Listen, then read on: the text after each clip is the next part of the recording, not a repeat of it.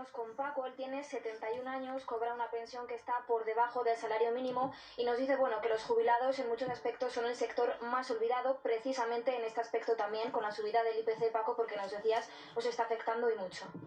Sí, efectivamente. Tenemos que tener en cuenta que cuando estamos hablando de los jubilados, muchas veces se confunden entre tantas cifras que no se personalice, y realmente lo que hay detrás de las pensiones son las personas, los pensionistas y las pensionistas. En especial hay que decir que de los 10 millones de pensionistas o de pensiones, unos 9 millones y pico son personas, porque hay algunas que cobran dos pensiones. Y de esos 9 millones, el 50%, es decir, cerca de 5 millones de personas, cobran muy por debajo del salario mínimo interprofesional. Una de nuestras demandas precisamente es el igualar las pensiones mínimas al salario mínimo interprofesional. Y luego ambos, después, subirlos para tener en cuenta la recomendación que hace la Carta Social Europea, de que para mantener una vida digna, los ingresos mínimos, tanto en pensiones como en salarios, deben de ser el 60% del salario mínimo, del salario medio de cada una de las naciones.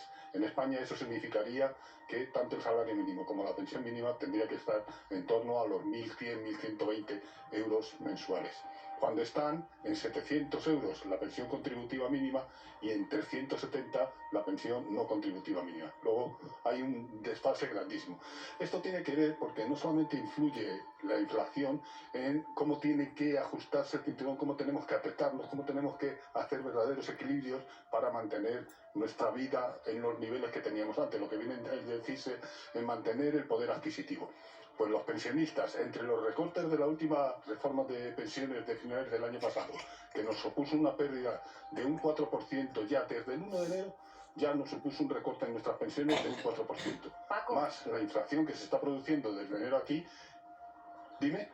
Paco, buenos días. No, me preguntaba, antes hemos estado hablando con un padre de familia que tiene 5 peques a su cargo. Yo me estaba preguntando, un pensionista como tú, que ve que los precios, el IPC está escalando prácticamente hasta el 10%, que la guerra está trayendo incertidumbre, que parece que esto va a seguir así durante un tiempo. ¿Qué medidas estás tomando para poder ahorrar? ¿En qué te ha cambiado la vida? ¿De dónde te estás apretando el cinturón, Paco? Bueno, hay que apretárselo precisamente en todos los niveles, porque es que además en las personas mayores nuestra cesta de la compra, por decir, no es igual que la del INE, la que da el índice de precios al consumo con nivel general.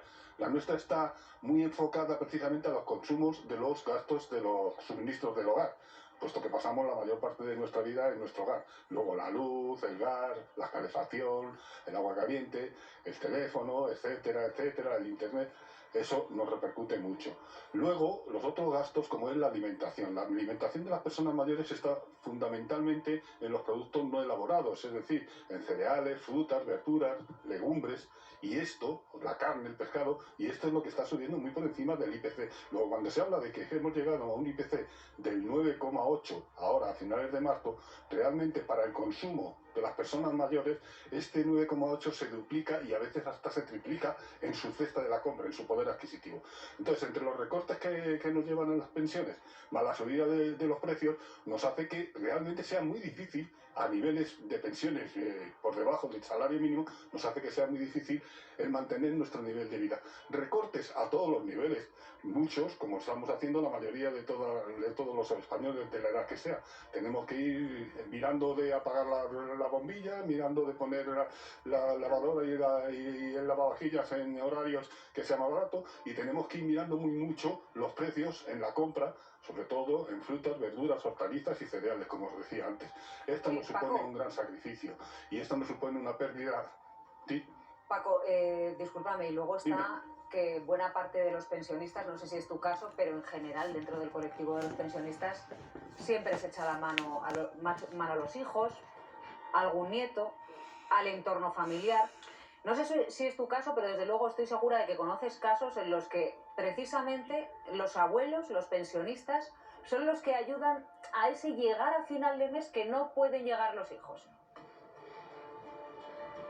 Efectivamente, y esto se vio muy bien, muy claramente durante la pandemia con las restricciones que hubo de puestos de trabajo y de salarios para nuestros hijos y nuestros nietos, pero lo digo con una sonrisa, nos sentimos muy satisfechos de haber podido echar una mano en ese momento y de seguirla echando siempre que sea necesario. Es decir, que no solamente nos ajustamos el cinturón y nos quitamos de nuestro propio nivel de vida ajustándolo, sino que nos tenemos que esforzar para ayudar en los casos en que nos necesiten nuestros descendientes.